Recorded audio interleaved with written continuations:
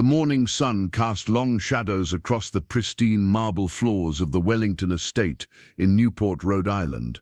Outside, the Atlantic Ocean sparkled like scattered diamonds, and the manicured gardens stretched endlessly toward the horizon. Everything appeared flawless, untouchable, as if wealth itself could shield this sanctuary from the harsh realities of the world.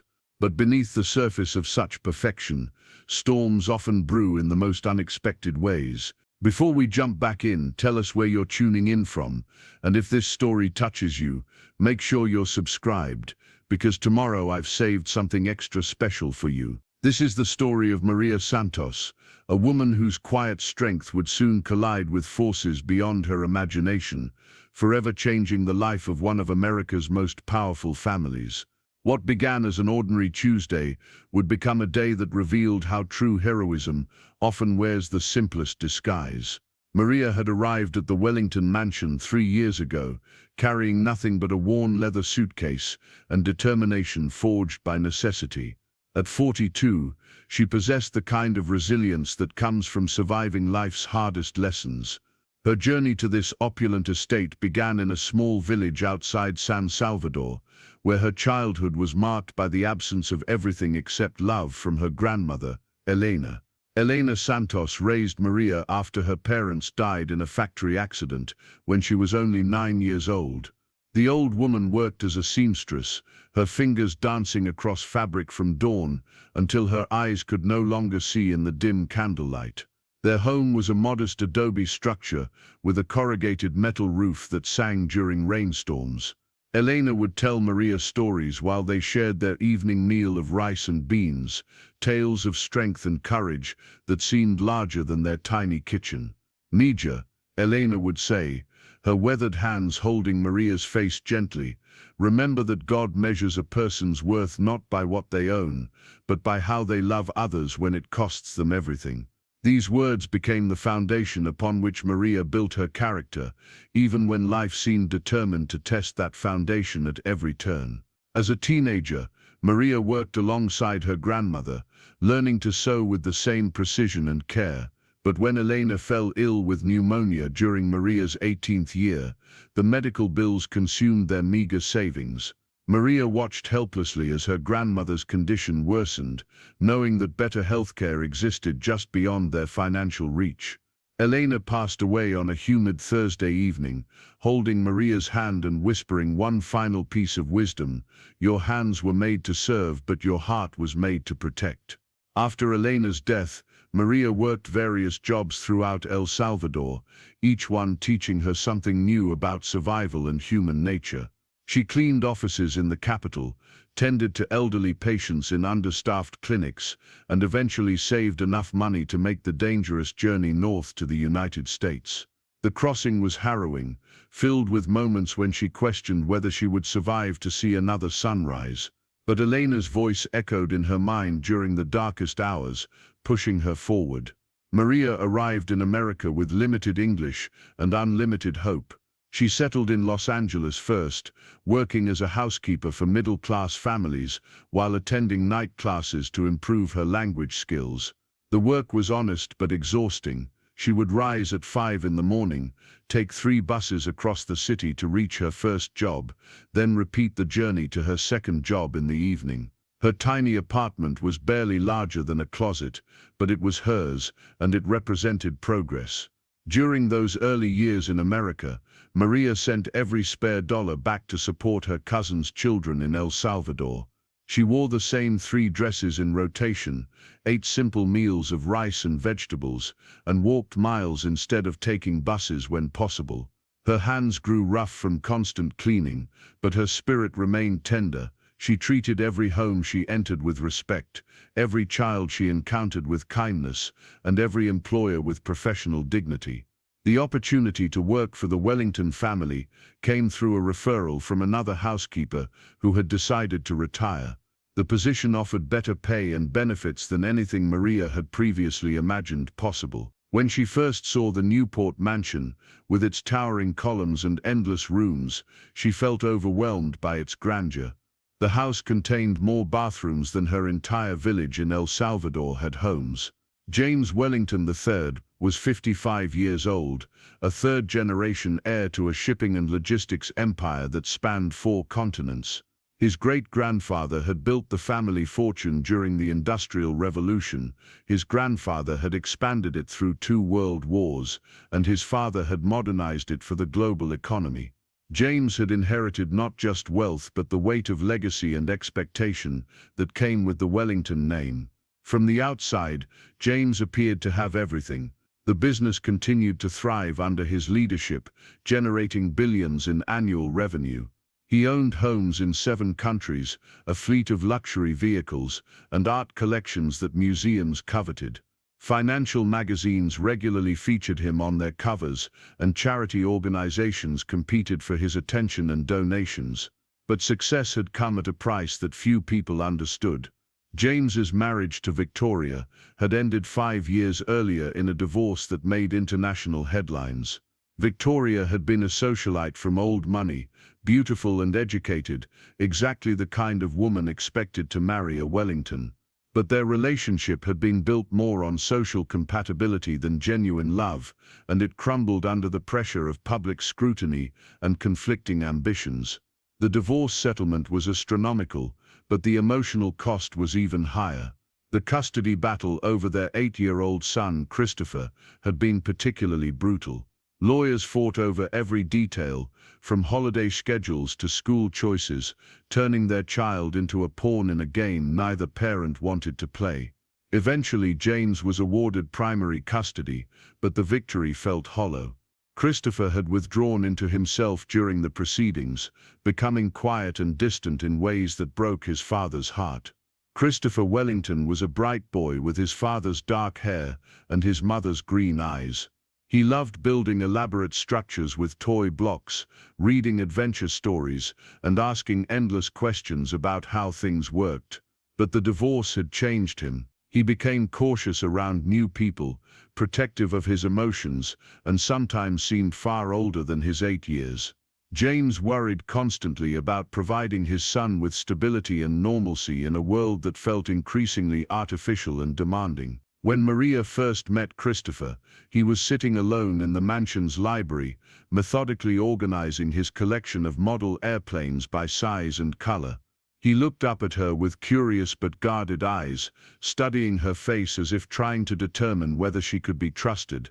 Maria had worked with many children over the years, and she recognized the signs of a young person who had learned to be careful with his heart.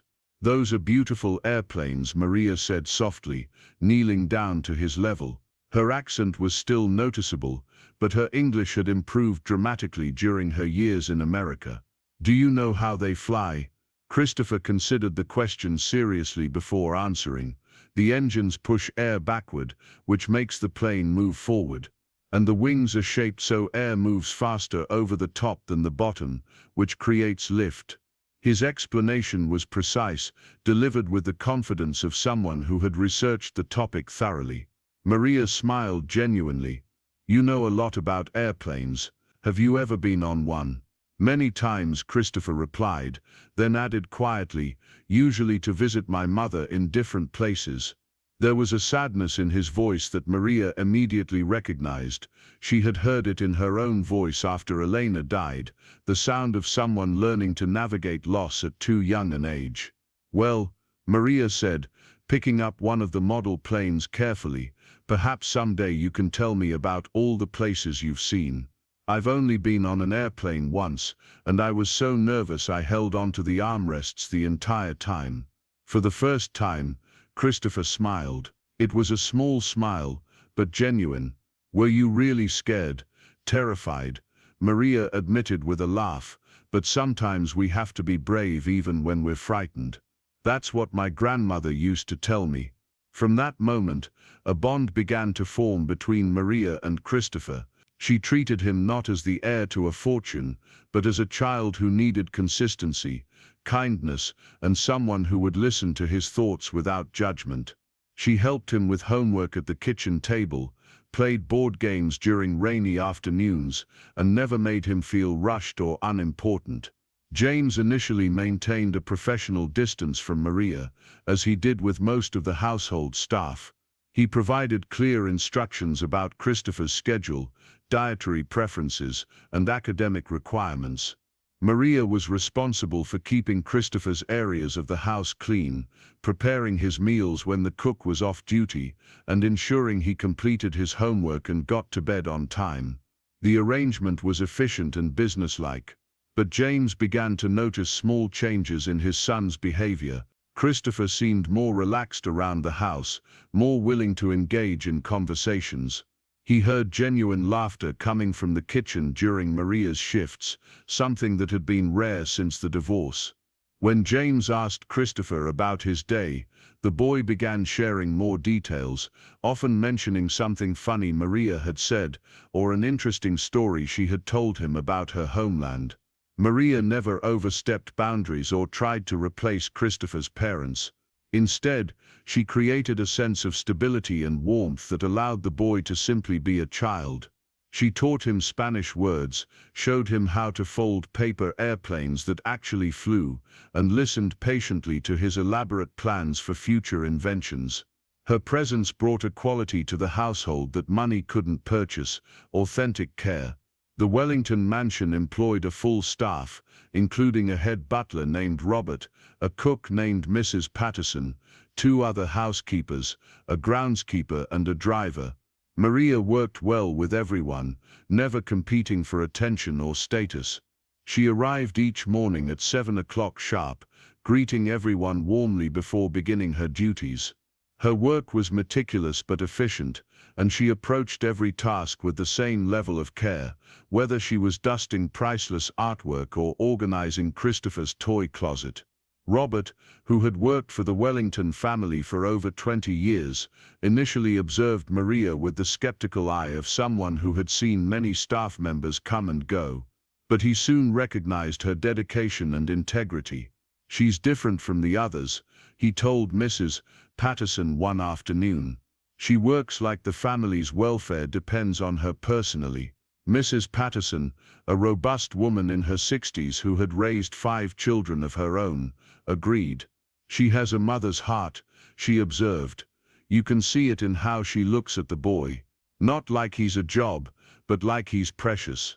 The other staff members also grew to respect Maria's work ethic and gentle manner. She never gossiped about the family's private affairs, never complained about her duties, and often volunteered to help others when she had completed her own responsibilities. During her breaks, she could usually be found reading English grammar books or practicing pronunciation, always working to improve herself. James's business demands required frequent travel, sometimes for weeks at a time. During these periods, Maria's role became even more important. She ensured that Christopher maintained his routines, completed his schoolwork, and felt secure despite his father's absence. She never spoke negatively about James's travel requirements, instead helping Christopher understand that his father's work was important and that he would always return home. On weekday mornings, Maria would wake Christopher gently, help him choose appropriate clothes for the weather, and make sure he ate a nutritious breakfast before the driver took him to his private school. She packed his lunch with the same care Elena had once shown, including little notes of encouragement or interesting facts she thought might make him smile during the day. When he returned from school, she was always there to ask about his day, help with homework, or simply listen if he needed to talk. Evenings in the Wellington household followed a comfortable routine. When James was home, the family would gather for dinner in the smaller dining room, a space that felt less formal than the grand dining hall used for entertaining guests. Maria would serve the meal that Mrs. Patterson had prepared, but she was also invited to join the conversation. James had noticed that Christopher was more talkative during these meals, sharing stories from school and asking questions about Maria's experiences growing up in El Salvador. "Maria, tell Dad about the volcano you could see from your grandmother's house," Christopher would say, his eyes bright with the enthusiasm that came from hearing a story he loved repeated. Maria would smile and describe the majestic Volcán de San Salvador, how it looked different at various times of day, and how Elena would point to it when teaching Maria about the power and beauty of nature. James found himself genuinely interested in these stories, appreciating how Maria could make even simple experiences sound meaningful and educational. During one such dinner conversation, Christopher asked Maria why she had come to America.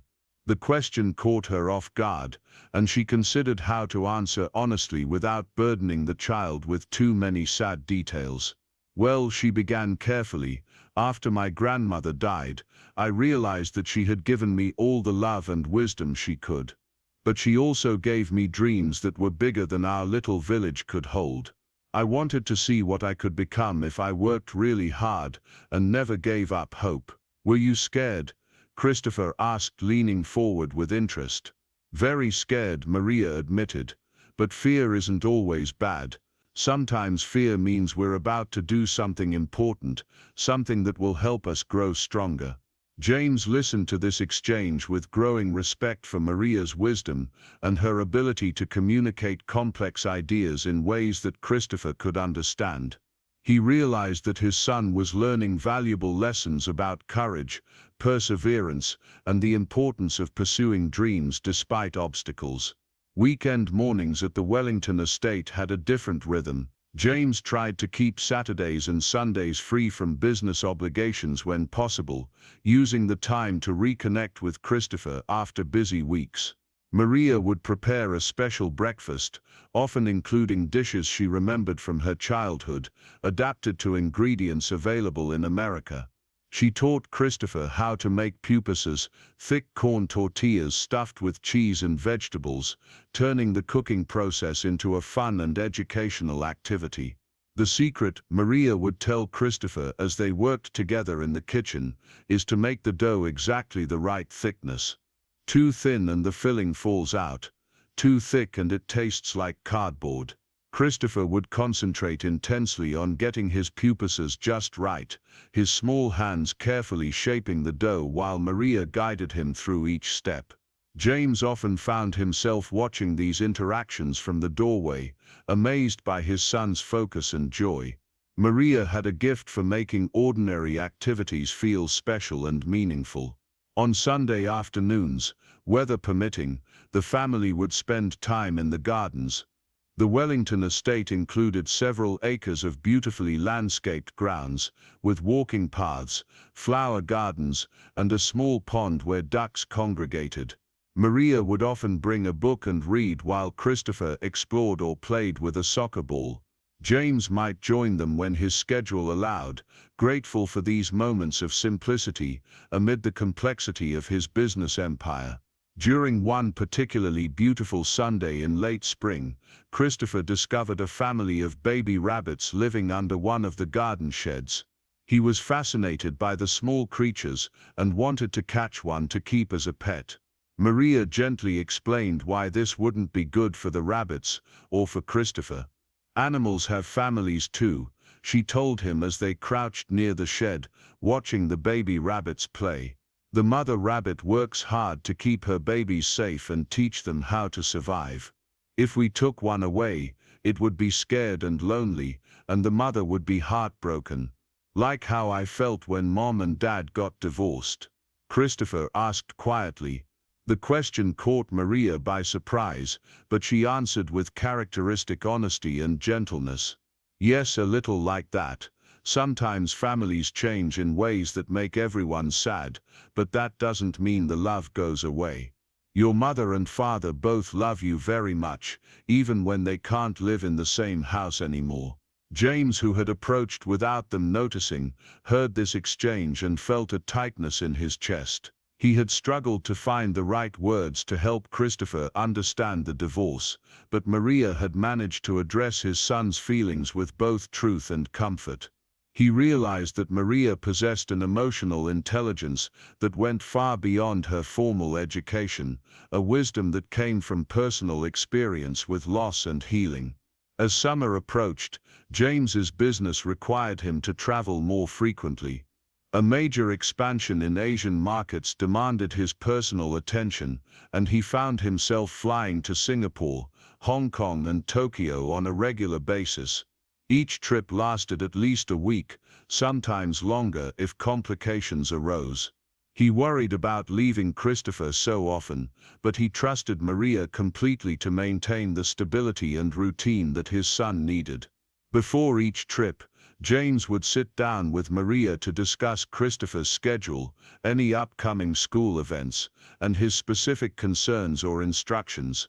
These conversations gradually became more personal, as James began to appreciate not just Maria's competence, but her genuine care for Christopher's well-being.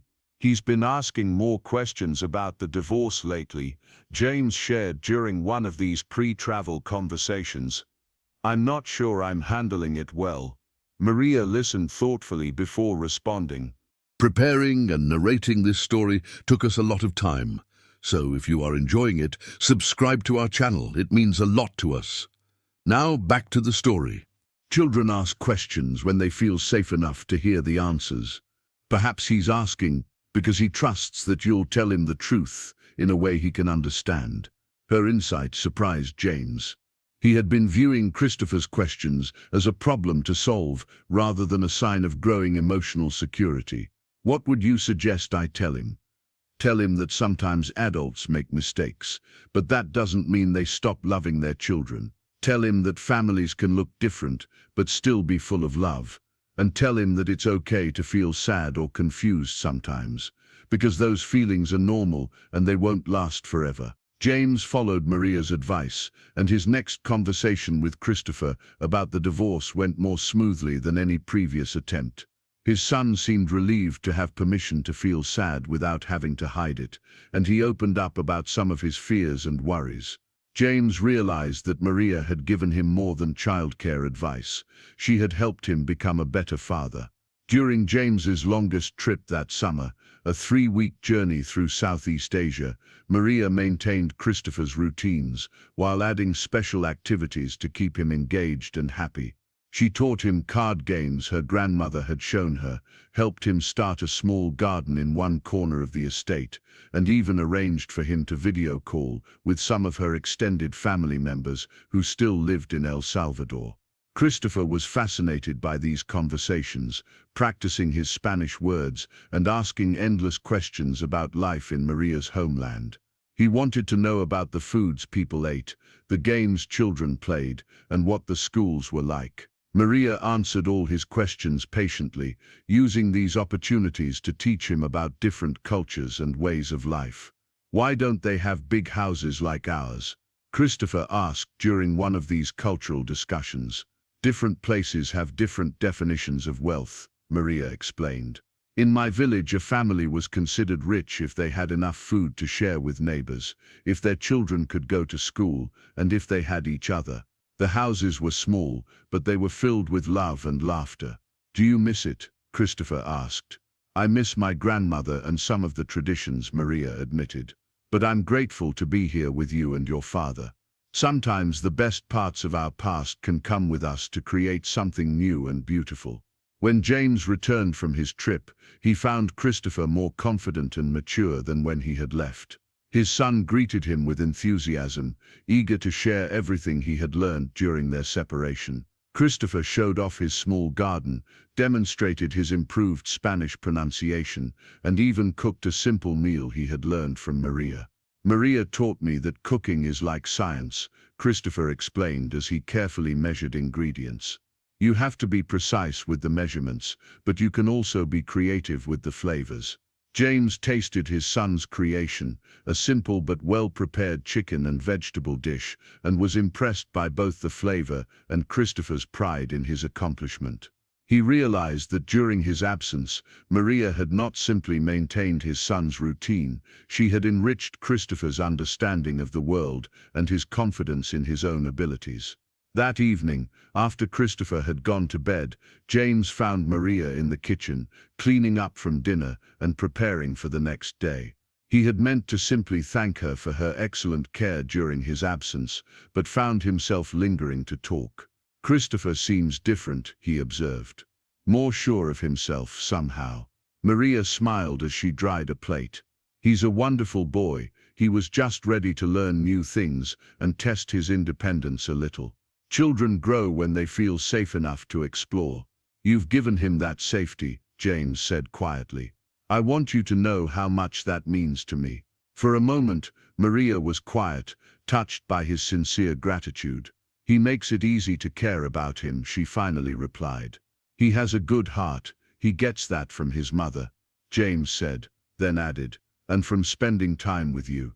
This was the first time James had explicitly acknowledged the positive influence Maria was having on Christopher beyond her official duties. The conversation marked a subtle shift in their relationship, from employer and employee to something more collaborative and respectful. As autumn approached, Christopher started 3rd grade at his private academy, and his schedule became more demanding. In addition to regular classes, he was taking piano lessons, participating in a junior science club, and learning to play tennis. Maria helped coordinate these activities, ensuring Christopher's homework was completed, despite his busy schedule, and that he had proper nutrition and rest. One afternoon in late September, Christopher came home from school unusually quiet. Instead of his typical enthusiastic greeting, he went straight to his room and closed the door. Maria waited a few minutes before knocking gently and asking if she could come in. She found Christopher sitting on his bed, staring out the window with tears in his eyes. "What's wrong, mi amor?" she asked softly, using the Spanish term of endearment that had become natural between them. Some kids at school were talking about their families, Christopher said without looking at her. They were saying that people who work in other people's houses are servants, and that their parents told them not to get too friendly with servants because they're different from us. Maria felt a familiar sting of hurt and recognition. She had encountered such attitudes throughout her years in America, though usually from adults rather than children.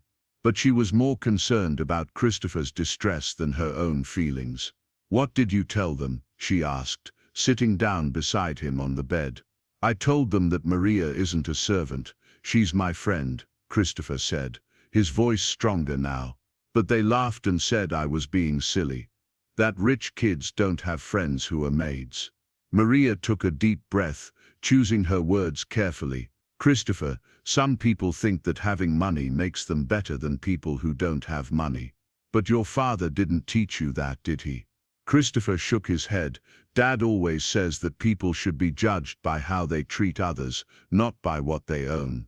"That's right," Maria confirmed. "And what matters most is what you believe in your own heart. Do you think I'm different from you in ways that matter?" Christopher considered this seriously. "You're from a different country, and you speak Spanish, and you know how to make really good food.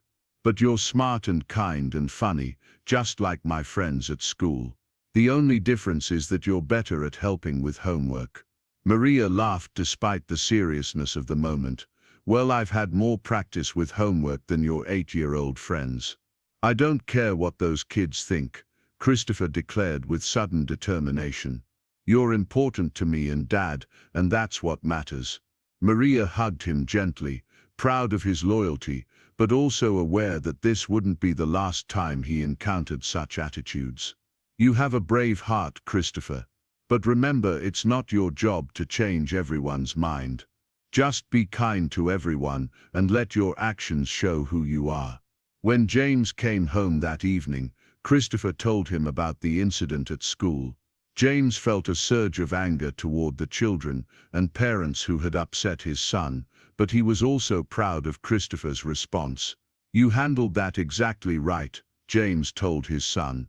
"Maria is important to our family, and anyone who doesn't understand that doesn't know us very well." That weekend, James made a point of taking Christopher and Maria to lunch at one of Newport's finest restaurants. It wasn't a dramatic gesture, but a quiet statement about how he valued Maria's place in their lives. Some patrons noticed the unusual trio, but James paid no attention to curious glances or whispered comments. His focus was on ensuring that Christopher understood, through actions as well as words, that respect and kindness were more important than social conventions. As winter approached, Maria had been with the Wellington family for nearly 4 years. She had watched Christopher grow from a withdrawn 5-year-old into a confident, curious child who was secure in his father's love and comfortable in his own skin. She had also watched James evolve from a distant, work-focused single father into someone who prioritized his relationship with his son while still managing his business responsibilities effectively. The household had settled into comfortable rhythms that accommodated everyone's needs and preferences. Maria had become more than an employee. She was a trusted member of a small, unconventional family unit that functioned better than many traditional families she had observed. But beneath the surface of this contentment, forces were gathering that would soon test everything Maria believed about loyalty, courage, and protection. The tranquil life they had built together was about to face its greatest challenge, and Maria would discover that sometimes love requires sacrifices that go far beyond what anyone should have to give. On a crisp Tuesday morning in early December, as Maria prepared Christopher's breakfast and organized his school materials, she had no way of knowing that this would be the day when her quiet strength would be called upon in ways that would change all their lives forever. The morning felt like any other, filled with the gentle routines and easy conversations that had become their norm. But fate has a way of arriving unannounced, wearing the mask of an ordinary day. The December morning air carried the scent of pine and salt from the nearby ocean as Maria walked Christopher to the circular driveway where Thomas, the family driver, waited with the black Mercedes sedan. Christopher's backpack was heavy with books and his science project, a model of the solar system he had worked on for weeks with Maria's patient assistance. "Remember, the presentation is after lunch today," Christopher said, adjusting the straps of his backpack. "Mrs. Henderson said parents can come watch if they want to." Maria smiled, smoothing down a stubborn cowlick in his dark hair. "Your father will try to be there if his morning meeting ends on time. But even if he can't make it, you're going to do wonderfully. You know more about planets than most adults I've met." Christopher beamed at her confidence in him. Over the years, Maria had attended several school events when James's business obligations prevented him from going. The other parents had initially seemed surprised to see a housekeeper representing the Wellington family, but Christopher's obvious affection for Maria and her genuine interest in his achievements had won over most of the teachers and staff. "Will you help me practice my speech one more time when I get home?" Christopher asked as Thomas opened the car door for him. "Of course," Maria replied, giving him a quick hug.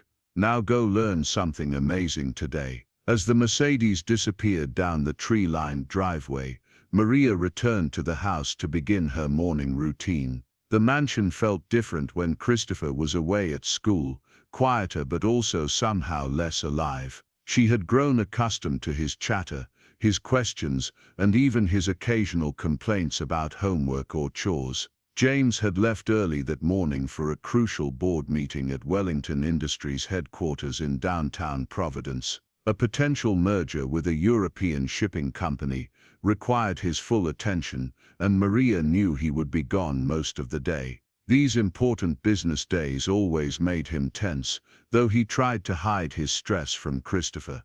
Mrs. Patterson was preparing ingredients for a special dinner to celebrate Christopher's science project presentation, assuming it went well. The cook had grown fond of the boy over the years and enjoyed creating his favorite dishes for special occasions. Robert was overseeing the weekly cleaning of the main reception rooms, a task that required careful attention to the valuable artwork and antiques scattered throughout the mansion. Maria began her own work in Christopher's wing of the house, collecting laundry and straightening his room. His bed was already made, a habit she had taught him early on, but his desk needed organizing. She smiled as she sorted through his collection of drawings, most featuring airplanes, rockets, or elaborate inventions he hoped to build someday. One drawing caught her attention, a crayon picture labeled "My Family," in Christopher's careful handwriting.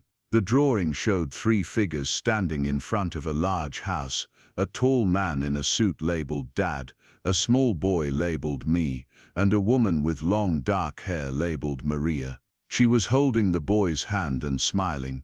Maria studied the drawing with mixed emotions. She was touched that Christopher considered her part of his family, but she also felt the weight of responsibility that came with such trust. Over the years she had tried to maintain appropriate boundaries while still providing the emotional support and stability that Christopher needed. This drawing suggested that perhaps those boundaries had blurred more than she had realized. She placed the drawing carefully back on Christopher's desk and continued with her work. As she dusted his bookshelf, she noticed a new edition, a Spanish-English dictionary he had apparently bought with his allowance money. Sticky notes marked several pages, and she could see he had been looking up words related to family relationships and emotions. The sight made her heart swell with affection and pride. The morning passed peacefully as Maria moved through her various duties around the house. She helped Mrs. Patterson with some meal preparations, assisted Robert with polishing the silverware in the dining room, and spent time organizing the family's extensive library. James was an avid reader, and his collection included everything from classic literature to contemporary business books to Christopher's growing collection of science and adventure stories. Around 11:30, Maria was in the laundry room folding towels when she heard an unfamiliar sound from outside. It was subtle, barely noticeable above the hum of the washing machine, but something about it made her pause and listen more carefully. The sound seemed to be coming from the back of the house, near the service entrance that delivery trucks sometimes used. She turned off the washing machine and listened again. There was definitely movement outside, but it didn't sound like any of the regular delivery services they used. Most vendors knew to use the front entrance and announced themselves to Robert first. This sounded more cautious, more secretive. Maria moved to the small window in the laundry room and peered outside. She could see part of the back driveway, but the angle wasn't good enough to get a clear view of who might be there. A feeling of unease settled in her stomach, the same instinctive warning that had protected her during dangerous moments in her past. She decided to investigate more directly. Moving quietly through the house, she made her way to the kitchen, where a larger window provided a better view of the back grounds. Mrs. Patterson was in the pantry taking inventory, and Robert was somewhere in the front of the house, so Maria didn't want to alarm anyone unnecessarily if this turned out to be nothing. From the kitchen window, she could see a dark van parked near the service entrance. Two men were standing beside it, both wearing casual clothes but carrying themselves with a tension that seemed out of place. One was tall and lean with graying hair,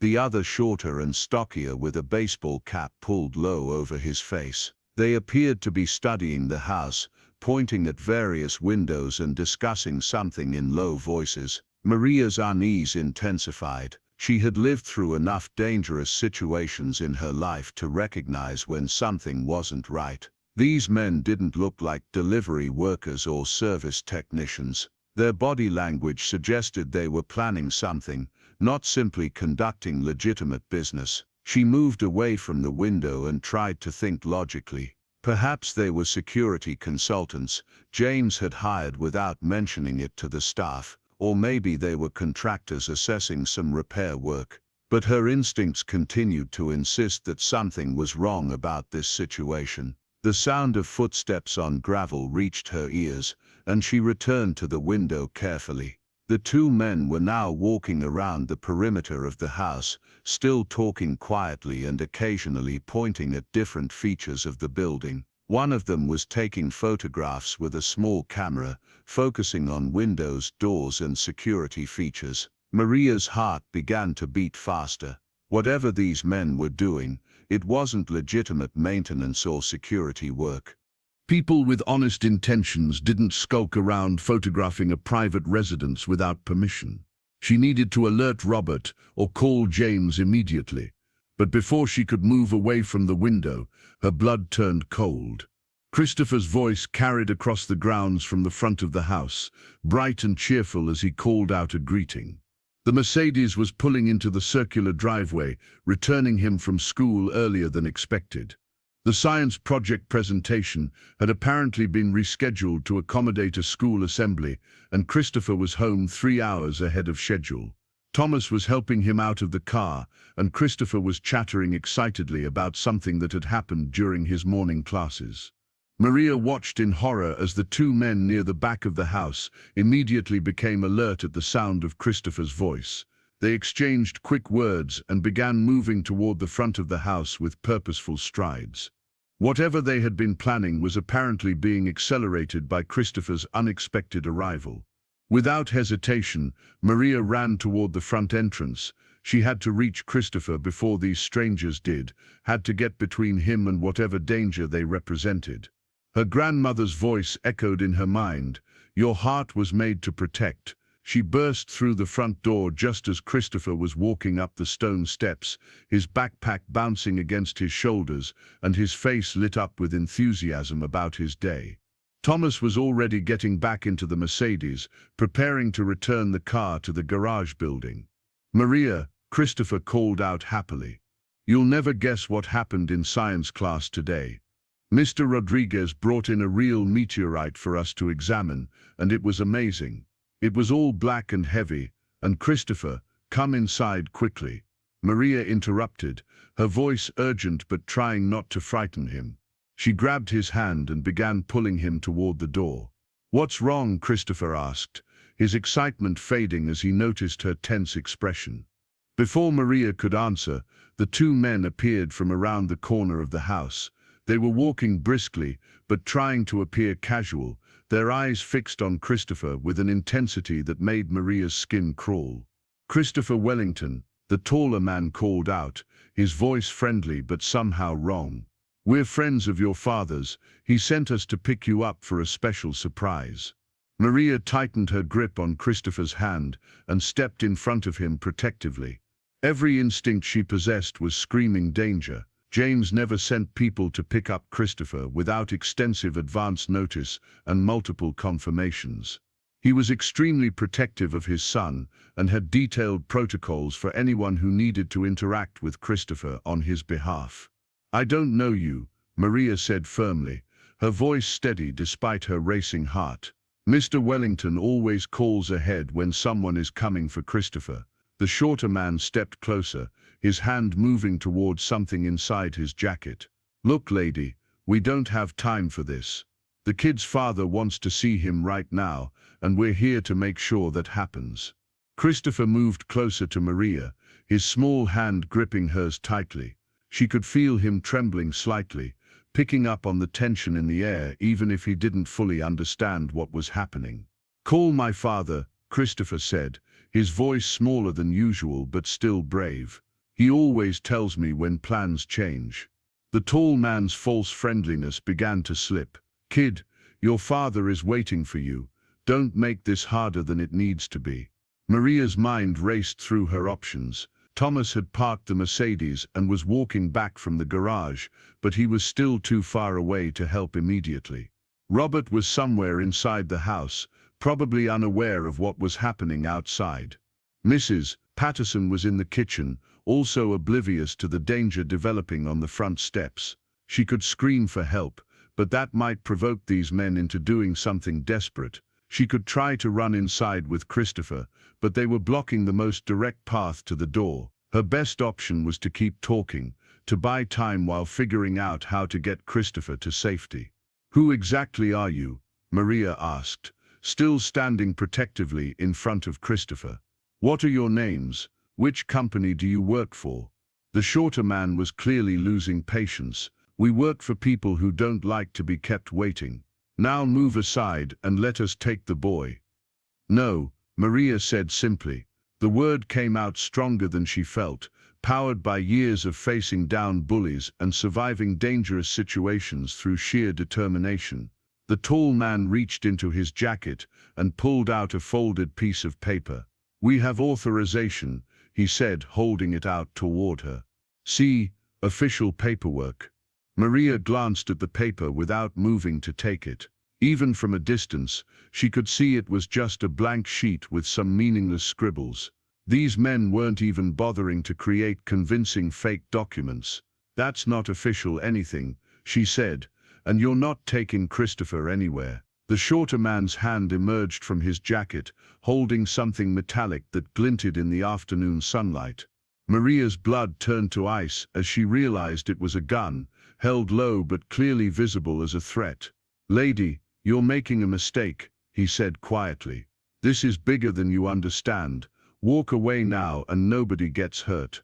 Christopher gasped behind her, and Maria felt him try to pull her toward the house, but she stood firm, her feet planted on the stone steps like roots grown deep into the earth. Every fiber of her being was focused on one simple truth: these men would not take Christopher while she drew breath. "You're the ones making a mistake," Maria said, her voice gaining strength from pure determination. "This is a private residence you're trespassing, and you're threatening a child. Leave now or I'll call the police." The tall man laughed, a sound devoid of humor. "With what phone, and who's going to stop us?"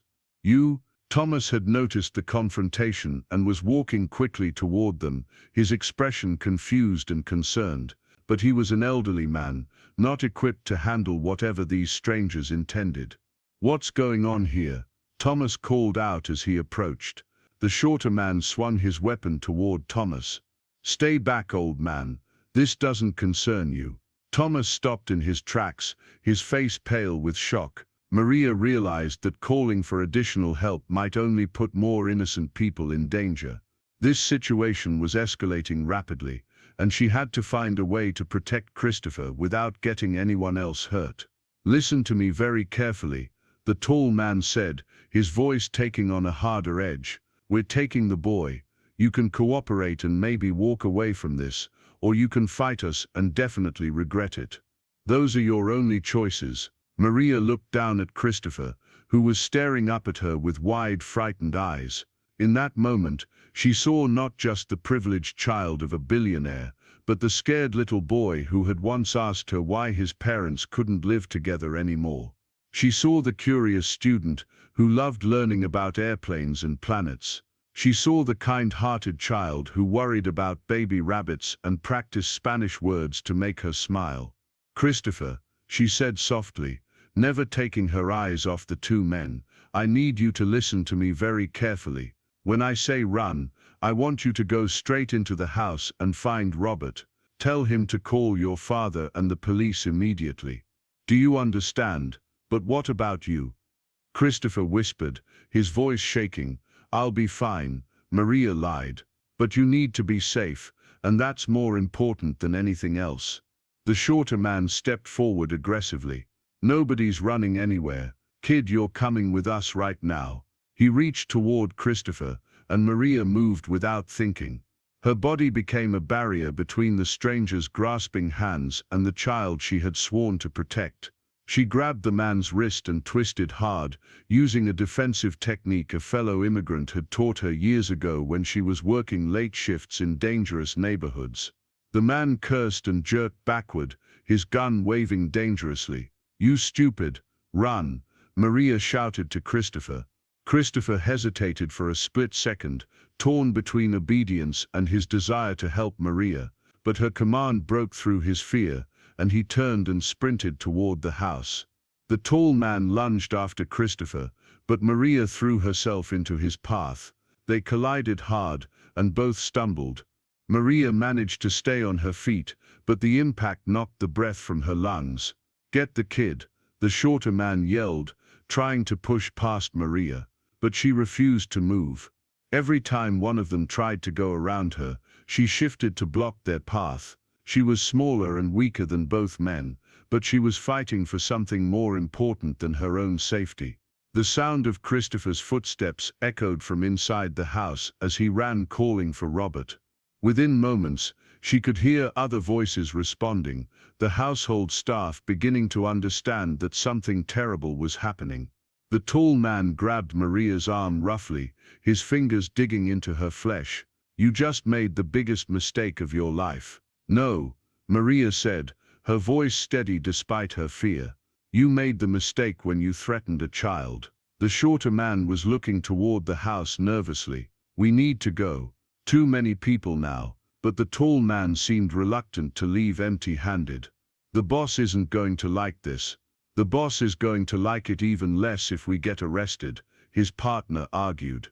In the distance, Maria could hear Robert's voice on the phone, speaking rapidly to someone about an emergency at the Wellington estate. Help was coming, but she didn't know if it would arrive in time. The two men exchanged frustrated glances. They had clearly expected this to be a simple snatch-and-grab operation, not a protracted confrontation with a determined woman who refused to be intimidated. This isn't over, the tall man said to Maria, his voice full of menace. You have no idea what you've gotten yourself into. They began backing toward their van, still watching the house for signs of Christopher or additional resistance. Maria remained on the front steps, her body aching from the physical confrontation, but her resolve unshaken. As the van's engine started, the shorter man rolled down his window. Tell Wellington we'll be in touch, he called out, and tell him his kid won't be safe until he pays what he owes. The van peeled out of the driveway, leaving Maria standing alone on the stone steps, her heart pounding and her mind reeling from what had just happened. The afternoon sun seemed too bright, the normal sounds of the estate too quiet after the intense confrontation. Robert burst through the front door, his face pale with concern. Maria, are you hurt? I've called Mr. Wellington and the police. They're on their way. Christopher appeared beside Robert, tears streaming down his face. He ran to Maria and threw his arms around her waist, holding her tightly as if afraid she might disappear. Are you okay? He asked, his voice muffled against her clothing. I was so scared they were going to hurt you. Maria knelt down to Christopher's level, checking him carefully for any signs of injury or trauma. I'm fine, mi amor. Are you hurt at all? Did they touch you? Christopher shook his head, still clinging to her. They were scary. Who were they? What did they want? Before Maria could answer, the sound of sirens approached from the distance. Within minutes, police cars and an ambulance were pulling into the circular driveway. The quiet estate was suddenly filled with flashing lights, urgent voices, and the controlled chaos of an emergency response. Mrs. Patterson emerged from the house, wringing her hands with worry. Thomas stood nearby, still looking shaken by what he had witnessed. The entire staff gathered on the front steps, united in their concern for Christopher's safety and their gratitude for Maria's intervention. As police officers began taking statements and securing the area, Maria held Christopher close, her own emotions finally beginning to catch up with her. She had acted on pure instinct, driven by love and determination to protect the child who had become so precious to her. But now, as the adrenaline faded, she began to understand the true magnitude of what had occurred. This hadn't been a random crime or a case of mistaken identity. The men had known Christopher's name, had mentioned his father owing money, and had come prepared with weapons and a plan. This was something much more dangerous than a simple attempted kidnapping, and Maria realized that Christopher's life might still be in jeopardy. The sound of screeching tires announced James Wellington's arrival. His Mercedes came to an abrupt stop in the driveway, and he leaped out before the car had fully stopped moving. His usually composed businessman's demeanor was completely gone, replaced by the raw fear of a parent whose child had been threatened. "Christopher," he called out, running toward the group on the front steps. Christopher broke away from Maria and ran to his father, who swept him up in a fierce hug. Maria could see James's hands shaking as he held his son, his carefully maintained control finally cracking under the weight of what might have happened. "Are you hurt?" James asked, his voice rough with emotion. "Did they touch you? Are you okay?" "I'm okay, Dad," Christopher said, his own voice still shaky. "Maria saved me. She wouldn't let them take me." James's eyes found Maria over Christopher's head. In that look she saw gratitude, relief, and something deeper that made her chest tighten with emotion. She also saw fear, the realization that this attack had been specifically targeted at his family. A detective approached them, notebook in hand. "Mr. Wellington, I'm Detective Rivera.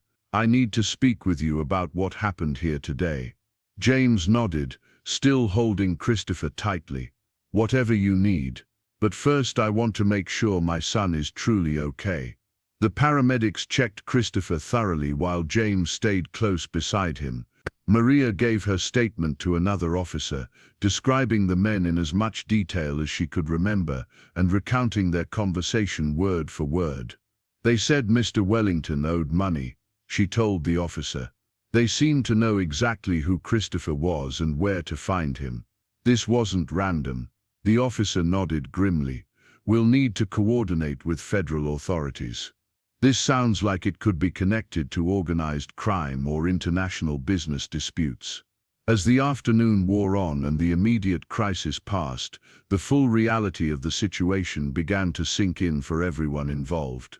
The Wellington estate, which had always felt like a sanctuary, had been violated by dangerous men with unknown motives. Christopher's safety, which James had worked so hard to ensure, had been threatened in their own driveway.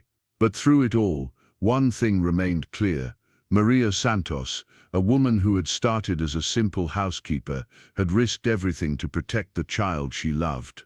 Her courage had prevented a tragedy, but it had also revealed the depth of the bonds that connected this unconventional family. The questions that remained were troubling. Who were these men? What did James Wellington owe and to whom? And most importantly, would they return to finish what they had started? As the sun began to set over the Newport estate, casting long shadows across the grounds where the confrontation had taken place, everyone involved knew that their lives had changed forever. The peace and security they had taken for granted were gone, replaced by the harsh reality that sometimes wealth and success came with prices that extended far beyond money. Maria looked at Christopher, who was still staying close to his father's side, and silently renewed the promise she had made years ago when she first took this job. Whatever dangers lay ahead, whatever sacrifices might be required, she would continue to stand between this child and harm. Her grandmother had taught her that love was measured not by what you gained, but by what you were willing to give up. Today, Maria had been willing to give up everything. Tomorrow, she suspected that willingness might be tested again. The Wellington estate buzzed with activity throughout the night as federal agents arrived to coordinate with local police. James had immediately hired additional security personnel, and the once peaceful mansion now resembled a fortress with guards positioned at every entrance and patrol cars circling the property at regular intervals. Christopher had finally fallen asleep in his father's bedroom, unwilling to be alone after the day's traumatic events. James sat in a chair beside the bed, watching his son's peaceful face and struggling with emotions he had never experienced before. The business empire he had built suddenly felt meaningless compared to the terror of nearly losing his child. Maria had insisted on staying late despite James's attempts to send her home for her own safety. She moved quietly through the house, helping Mrs. Patterson prepare meals for the various law enforcement personnel and ensuring that the disruption to the household routine was minimized as much as possible. Detective Rivera found James in his study around midnight, surrounded by financial documents and business records that might provide clues about who had orchestrated the attempted kidnapping. The detective's expression was grim as he settled into the leather chair across from James's desk. "We've identified the vehicle," Detective Rivera began. "The van was reported stolen 3 days ago from a rental company in Boston. No fingerprints, no usable DNA evidence. These weren't amateurs, Mr. Wellington." James looked up from the contract he had been reviewing. "What about the description Maria provided?" She got a good look at both men. "We're running it through our databases, but without more specific identifying features, it's going to be difficult. However, the message they left suggests this is connected to your business dealings. The phrase 'tell Wellington he owes money' indicates someone believes you've defaulted on an obligation." James rubbed his temples, feeling the weight of responsibility crushing down on him. I've been going through every major transaction from the past 5 years. Wellington Industries has dozens of international contracts, joint ventures, shipping agreements. Any one of them could have generated enemies. What about personal debts, gambling, investments, anything outside the corporate structure? Nothing, James replied firmly. I don't gamble, my investments are all managed through reputable firms, and I've never borrowed money for personal expenses. This has to be business-related. Detective Rivera made notes in his notebook. We'll need access to your corporate financial records. I know privacy is a concern, but we're dealing with people willing to kidnap a child. They'll likely try again. The implication hung heavy in the air between them. James had hoped this was an isolated incident, a desperate attempt that had failed and wouldn't be repeated. But the detective's assessment suggested otherwise. There's something else, Detective Rivera continued. The federal task force believes this might be connected to organized crime, possibly international. The level of planning, the specific targeting of your son, the professional execution, it all fits a pattern we've seen before. James felt his blood turn cold. What kind of pattern? Wealthy businessmen who've unknowingly become entangled with criminal organizations through legitimate business deals. Sometimes a shipping contract involves moving more than just legal cargo. Sometimes a joint venture partner isn't exactly who they claim to be. Sometimes a simple business disagreement escalates when one party has connections to very dangerous people. The detective's words made James think about recent business developments with new urgency. Wellington Industries had expanded aggressively into Eastern European and Asian markets over the past 2 years. Several major contracts involved companies he had vetted carefully, but international business always carried risks that weren't immediately apparent. I need to make some calls, James said, reaching for his secure phone. There are people who might have information about any unusual activity in my business dealings. As James began contacting his most trusted advisors and security consultants, Maria was in the kitchen helping Mrs. Patterson clean up after the long day. The cook had been visibly shaken by the events, and Maria's calm presence provided comfort to everyone in the household. I keep thinking about what might have happened if you hadn't been there, Mrs. Patterson said, her hands trembling slightly as she dried dishes. That sweet boy, taken by those horrible men. Don't think about it, Maria replied gently.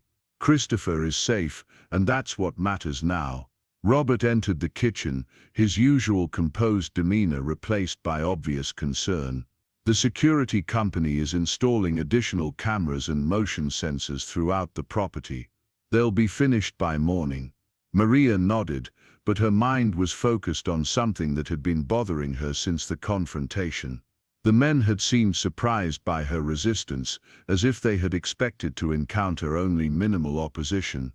They had planned for James being away and Christopher being vulnerable, but they hadn't accounted for someone being willing to fight for the boy's safety. Robert, she said thoughtfully, did Mr. Wellington ever mention receiving any threats? Phone calls, letters, anything unusual in the past few months? Robert considered the question carefully.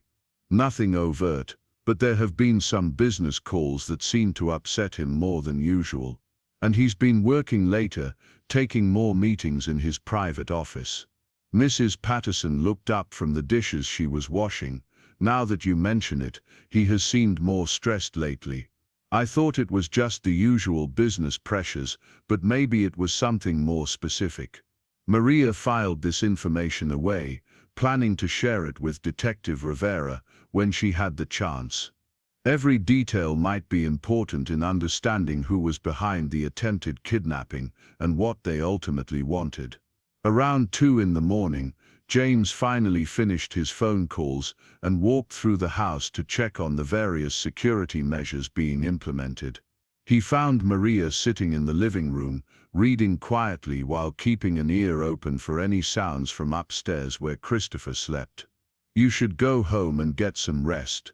James said, settling into the chair across from her.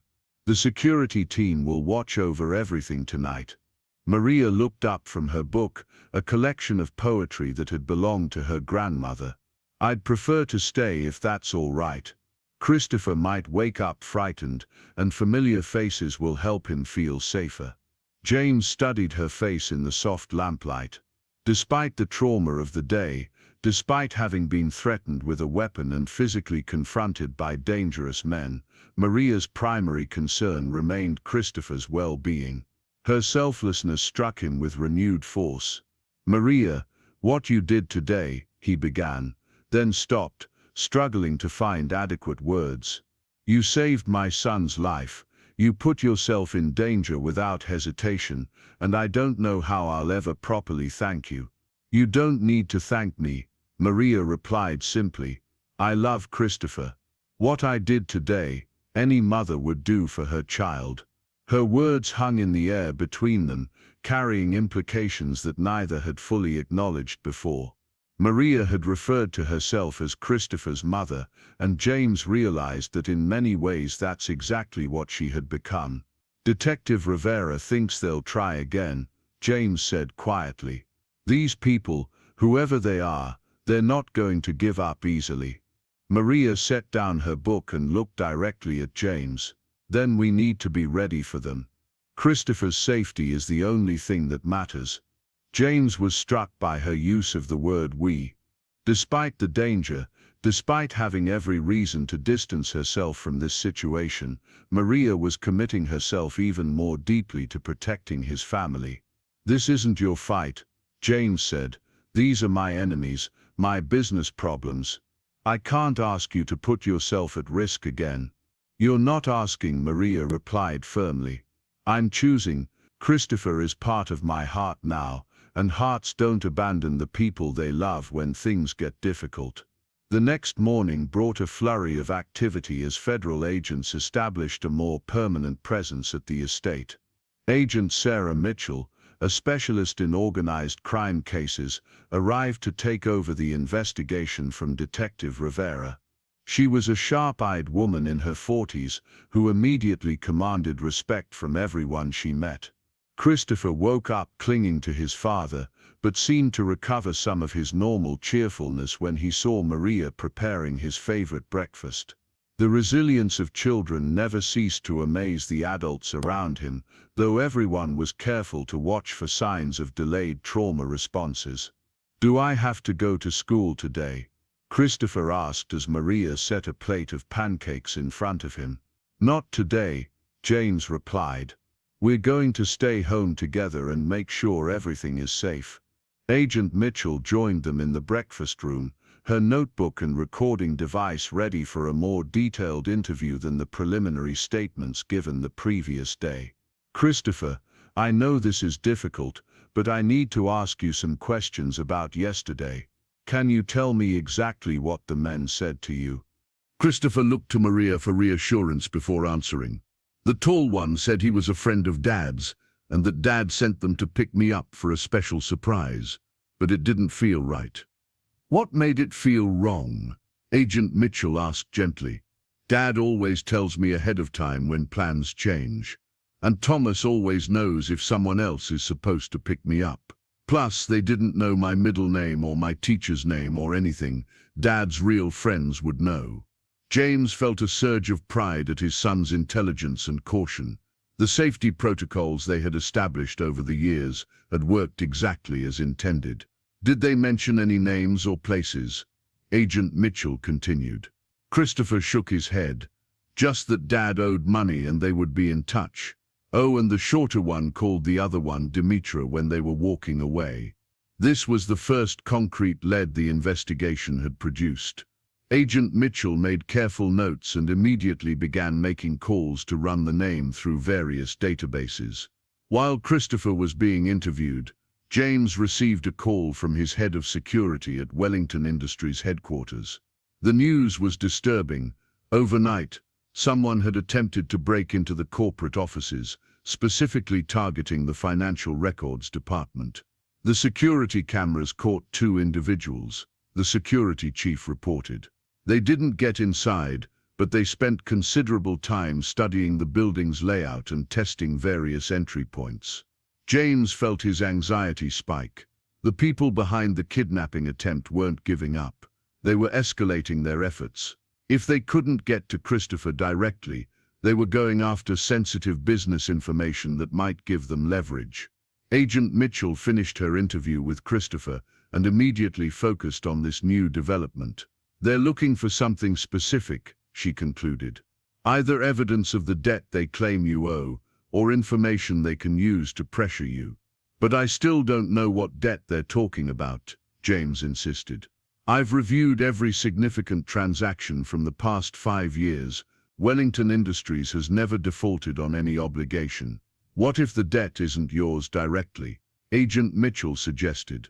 What if it's connected to a business partner, a subsidiary, or a contract where you're somehow responsible for someone else's obligations? This possibility opened up dozens of new avenues for investigation. Wellington Industries had complex relationships with shipping companies, logistics providers, and manufacturing partners around the world. Any one of them could have created obligations that ultimately fell back on James's company. Throughout these discussions, Maria continued caring for Christopher while quietly observing the various law enforcement professionals who had taken over the house. Her years of experience reading people and situations told her that the danger was far from over. Around noon, Christopher was playing quietly in the living room under the watchful eyes of 2 security guards when Maria noticed something that made her blood run cold. Through the front window, she could see a man across the street, partially hidden behind a tree, holding what appeared to be a camera with a telephoto lens. She immediately alerted the security team, who quietly surrounded the area. But by the time they reached the street, the man had disappeared. However, they found cigarette butts and footprints that confirmed someone had been conducting surveillance of the house. They're watching us, Agent Mitchell concluded grimly, learning our routines, counting our security measures, planning their next move. The realization that they were being actively stalked cast a shadow over the entire household. Christopher picked up on the adults' increased tension, becoming more clingy and asking repeatedly when things would return to normal. That afternoon, James made a decision that surprised everyone, including himself. He called Maria into his private office and closed the door, creating a pocket of privacy in the chaos that had consumed his home. "I need to ask you something," he began, his voice serious. "And I want you to know that whatever you decide, your job here is secure, and Christopher and I will always be grateful for what you've done."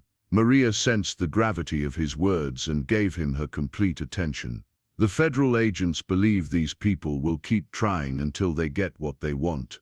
They're recommending that I take Christopher and leave Newport immediately, go somewhere safe until this situation is resolved." Maria nodded, understanding the logic even as her heart began to ache at the thought of being separated from Christopher. "But Christopher doesn't want to go anywhere without you," James continued. "And frankly, neither do I. Yesterday proved that you're the one person I trust completely to protect my son. Would you consider coming with us?" The request caught Maria off guard. Leaving Newport meant leaving the life she had built, the small apartment she called home, the community of other immigrants who had become her extended family. It meant stepping even further into a world of wealth and complexity that still sometimes felt foreign to her. "Where would we go?" she asked.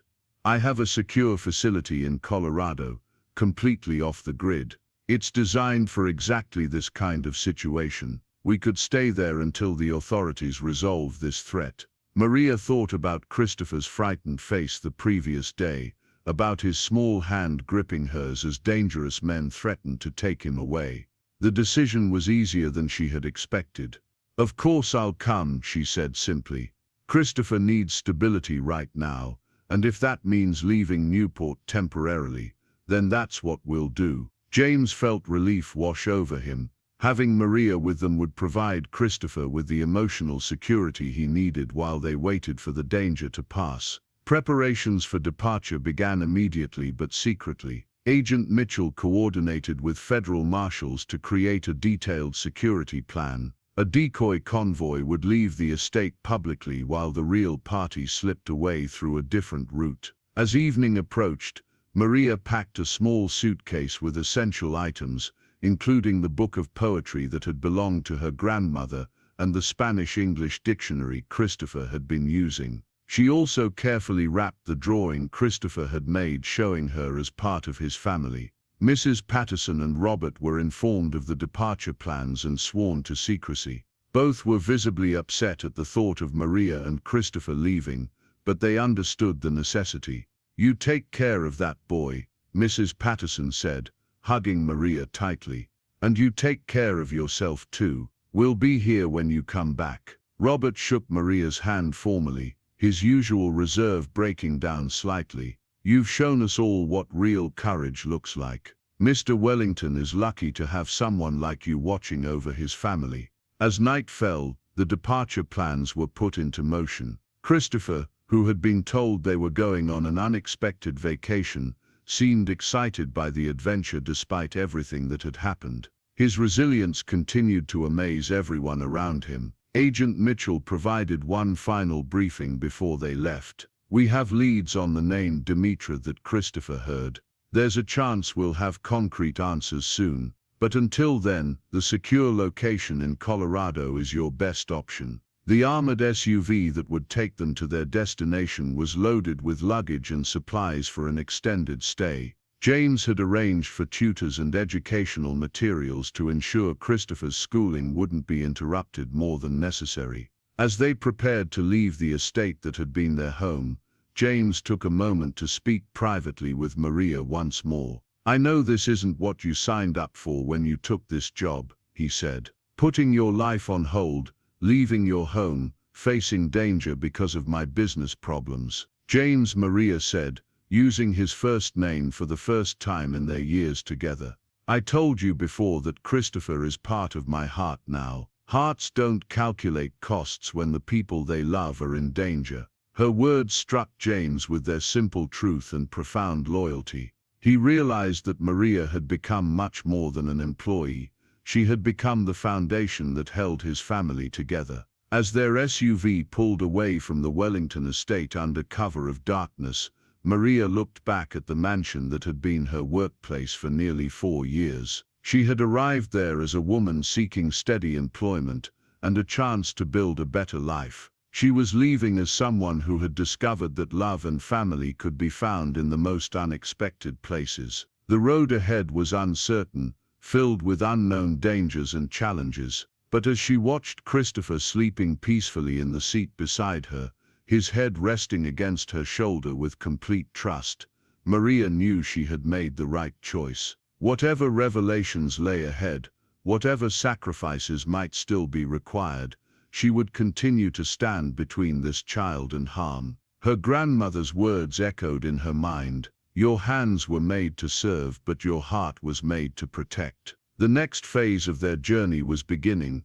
and Maria was ready to face whatever came next. The woman who had started as a simple housekeeper had become something far more important, a guardian, a protector, and in every way that mattered, a mother willing to give everything for her child's safety. As the lights of Newport faded behind them and the dark highway stretched ahead toward Colorado, Maria whispered a prayer for protection and strength. The hardest tests of her courage and love were yet to come, but she would meet them with the same determination that had brought her this far. The man beside her, once just her employer, had become a partner in the most important mission of their lives, keeping Christopher safe until they could all return home to the peace and security they had once taken for granted.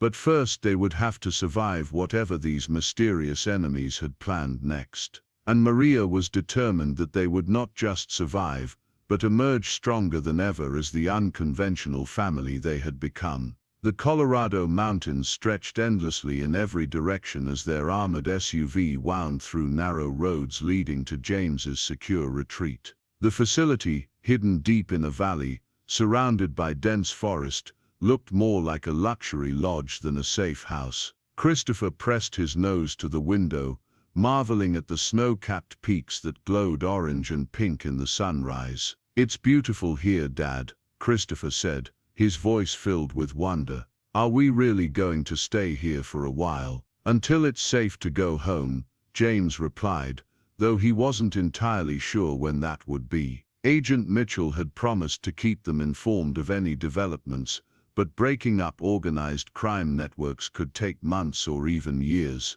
Maria watched the landscape change from her seat beside Christopher, struck by the raw beauty of this remote location. After spending her entire adult life in cities, surrounded by concrete and traffic, the pristine wilderness felt like stepping into another world entirely. The safe house turned out to be a sprawling timber and stone structure with floor-to-ceiling windows that offered breathtaking views of the surrounding mountains. Solar panels and a small wind turbine provided power, while advanced security systems ensured their location remained secret. James had spared no expense in creating a place where his family could disappear completely if necessary. "This is incredible," Maria breathed as they entered the main living area. The space was both rustic and luxurious, with a massive stone fireplace, comfortable furniture, and a kitchen that was fully equipped for extended stays. "I had it built 3 years ago," James explained, after some business associates mentioned the importance of having a completely secure retreat. "I never imagined we'd actually need to use it." Christopher immediately began exploring, his earlier fears temporarily forgotten as he discovered a game room, a library stocked with books on every conceivable subject, and bedrooms with spectacular mountain views. Despite everything that had happened, he was still an 8-year-old boy capable of finding joy in new adventures. Over their first few days in Colorado, they established new routines that helped maintain some normalcy despite their isolation. Maria continued Christopher's education using materials James had brought, turning their morning lessons into explorations of mountain ecology, weather patterns, and the history of the American West. Christopher thrived on the personalized attention and the connection between his studies and the dramatic landscape surrounding them.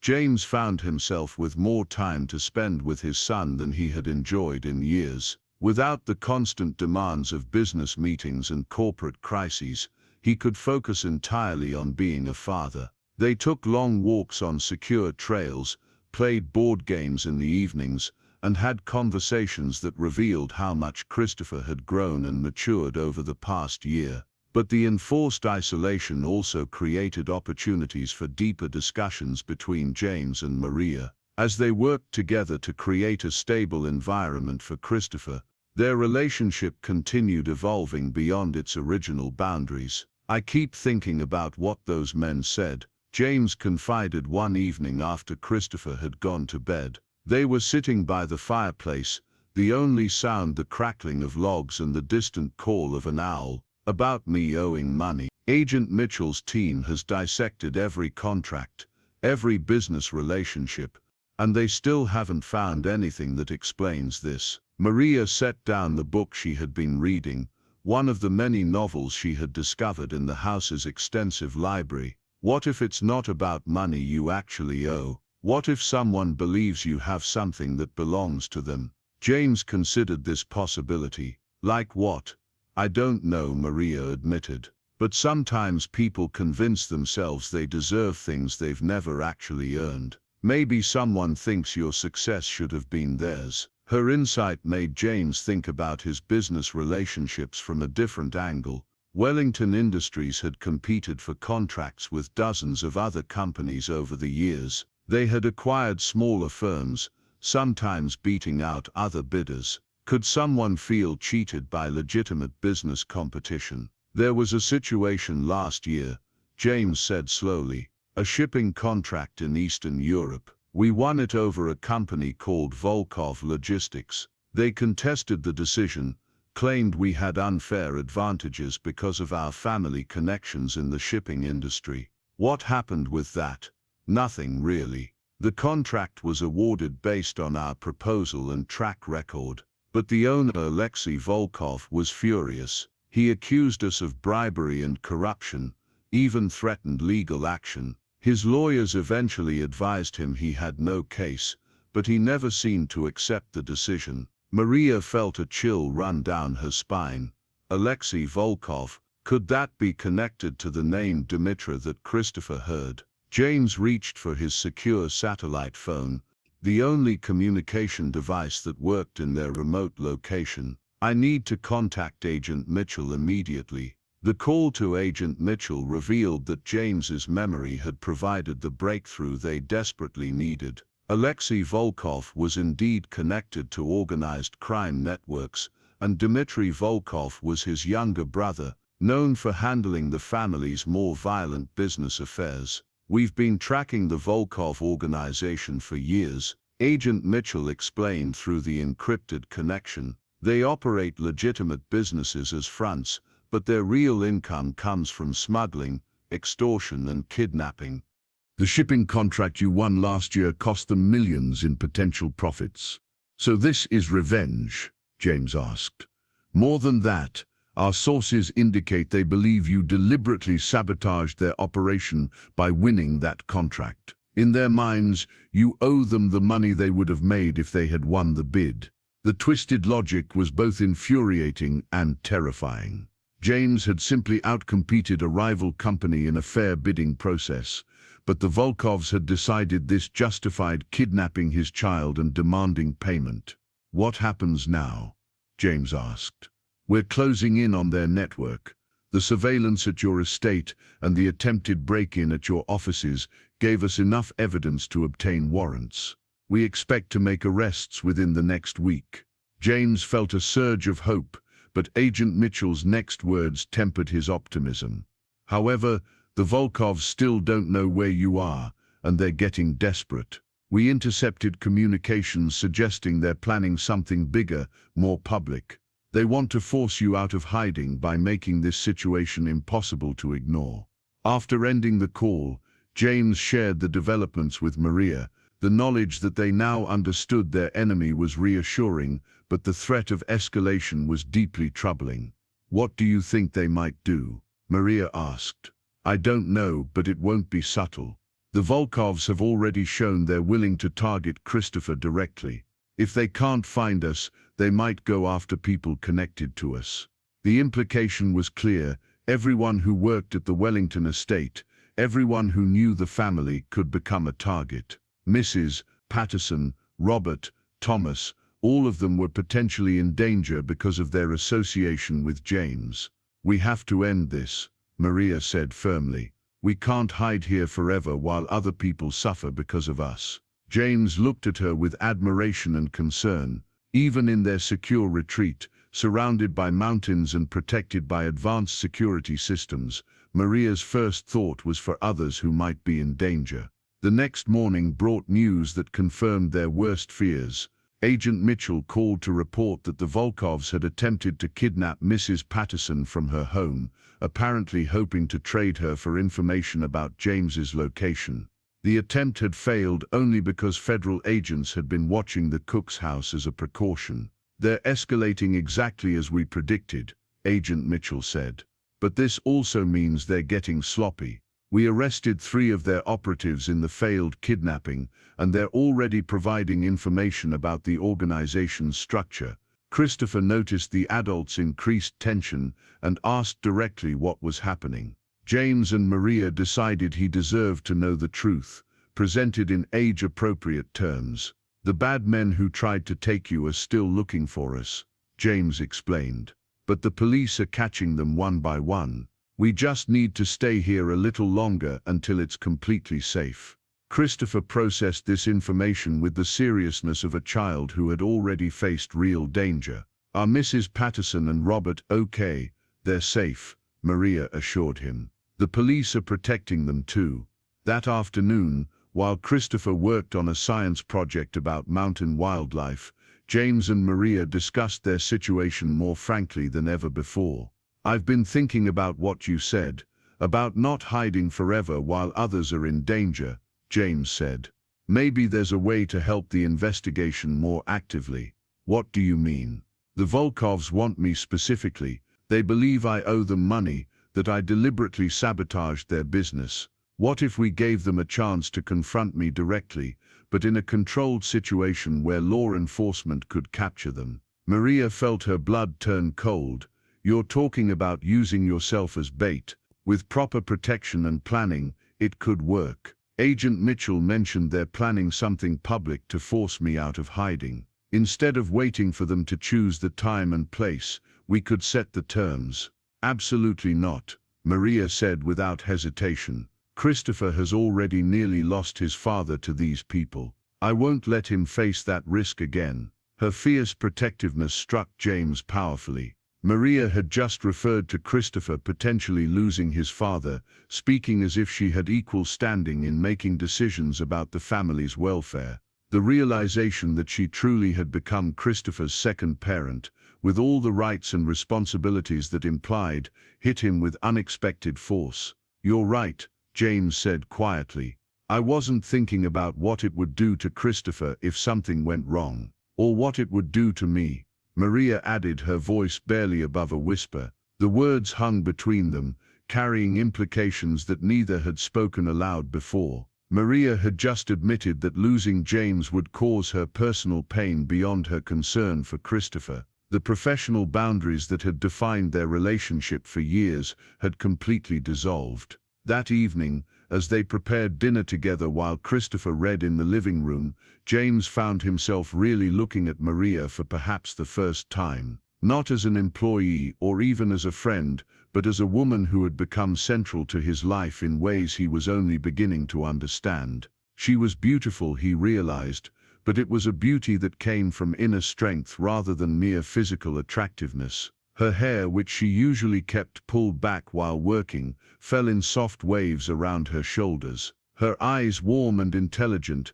held depths of experience and wisdom that spoke to survival and resilience. Her hands, moving skillfully as she prepared vegetables, were graceful despite the calluses that marked years of hard work. Maria, he said suddenly, causing her to look up from the cutting board. Yes, I want to ask you something, and I want you to know there's no pressure in the question. Whatever you answer, it won't change anything about your place in our family. She set down her knife and gave him her complete attention.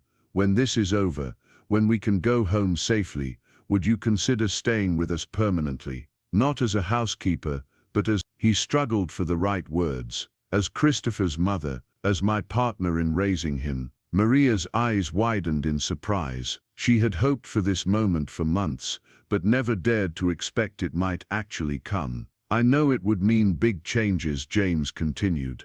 Legal adoption procedures, adjusting to a different role in the household, dealing with public attention. But Christopher loves you as a mother, and he paused, gathering courage.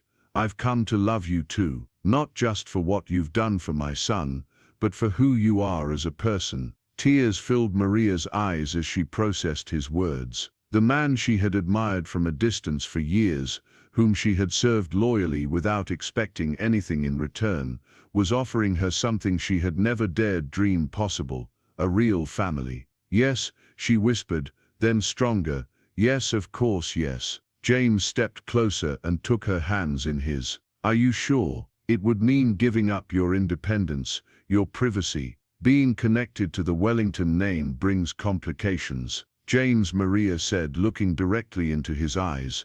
I gave up my independence the day I decided Christopher's welfare was more important than my own safety. I gave up my privacy when I chose to love both of you more than I love my own comfort. This isn't a sacrifice, it's a dream coming true. He kissed her then gently and with deep emotion. It was a kiss that spoke of gratitude, love, and the promise of a future neither had imagined when she first knocked on his door seeking employment. Christopher's voice from the living room broke the moment. Are you two okay? You've been really quiet in there. They separated, both laughing at being caught in their intimate moment. We're fine, James called back. Actually, we're better than fine. The next few days passed in a glow of new understanding and deepening commitment. They told Christopher about their decision, and his reaction was everything they could have hoped for, pure joy at the prospect of Maria officially becoming his mother. Does this mean you'll never have to leave us? Christopher asked, hugging Maria tightly. Never, she confirmed. We're a family now forever. Agent Mitchell called with increasingly positive updates as the investigation progressed. The arrests following the attempted kidnapping of Mrs. Patterson had created a domino effect, with captured operatives providing information that led to more arrests. The Volkov organization was crumbling under federal pressure. "We have Dmitry Volkov in custody," Agent Mitchell reported during one call. "He's facing charges that will keep him in prison for the rest of his life. Alexei is still at large, but we've frozen his assets and he's lost most of his operational capability." "When can we come home?" James asked. "Soon. We want to make sure we've rounded up the last of their people, but it looks like the immediate threat is over." 2 weeks later, they received the call they had been waiting for. It was safe to return to Newport. The drive back felt like emerging from a beautiful but isolated dream into the real world. Christopher chatted excitedly about seeing Mrs. Patterson and Robert again, while James and Maria held hands quietly, both processing the magnitude of how their lives had changed. The Wellington estate looked exactly as they had left it, but everything felt different. They were returning not as employer and employee with a child in their care, but as a family united by love and tested by adversity. Mrs. Patterson burst into tears when she saw them, hugging Christopher fiercely before turning to embrace Maria and James. Robert maintained his professional composure, but his relief and joy were obvious to everyone present. "Welcome home," he said simply, but the words carried profound meaning. In the weeks that followed,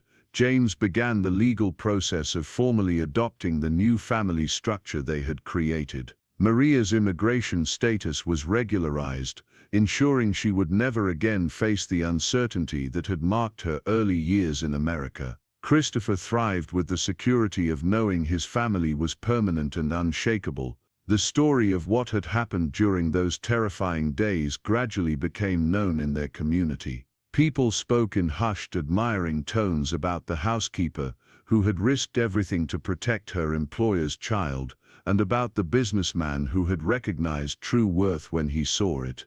But the most important changes were the quiet, daily ones. Christopher now had 2 parents who collaborated seamlessly in raising him, supporting his education, and nurturing his dreams. James had found love and partnership with someone who understood both sacrifice and joy. Maria had discovered that the American dream she had pursued so desperately was not about wealth or status, but about the freedom to love and be loved without reservation. On a warm spring evening, 6 months after their return from Colorado, the 3 of them sat in the garden where the confrontation with the kidnappers had taken place. Christopher was working on homework while James and Maria planned their upcoming wedding, a small ceremony that would legally cement what had already become reality in their hearts. "I keep thinking about that day," Maria said, watching Christopher as he concentrated on his mathematics problems. "How frightened I was, but how clear everything became when I saw those men threatening him." "You saved us all," James replied. "Not just Christopher, but me too. I was so focused on building an empire that I was forgetting to build a family." "We saved each other," Maria corrected gently. "That's what families do." Christopher looked up from his homework and grinned at them. "Are you two being mushy again?" They laughed, and James reached over to ruffle his son's hair. "Probably. Are you okay with having mushy parents?" "As long as you're my parents, I'm okay with anything," Christopher replied with the simple honesty that children possess. As the sun set over the Newport estate, painting the sky in shades of gold and rose, Maria reflected on the extraordinary journey that had brought her to this moment. She had traveled thousands of miles from her grandmother's small house in El Salvador, faced dangers and hardships she could never have imagined, and found herself in a position she had never dared dream possible. But perhaps most remarkably, she had discovered that love could indeed bloom in the most unexpected places, between the most unlikely people, and create families that were stronger than those bound only by blood or circumstance. The woman who had once been a simple housekeeper had become something far more precious. A mother, a wife, a guardian who had proven that true nobility comes not from wealth or status, but from the courage to protect what matters most, regardless of the cost. Christopher finished his homework and announced he was ready for his bedtime story. As they walked back toward the house together, Maria carrying his school bag and James's arm around her shoulders, they looked like exactly what they were. A family who had found each other against all odds and chosen to build something beautiful together. The threats that had once seemed so overwhelming were now just memories, overcome by the simple but powerful decision to stand together no matter what challenges arose. And as they settled in for another peaceful evening in their home, all three knew that whatever the future might bring, they would face it as they had faced everything else, united by love that was stronger than fear, richer than money, and more valuable than anything else in the world. Up next, you've got two more standout stories right on your screen. If this one hit the mark, you won't want to pass these up. Just click and check them out.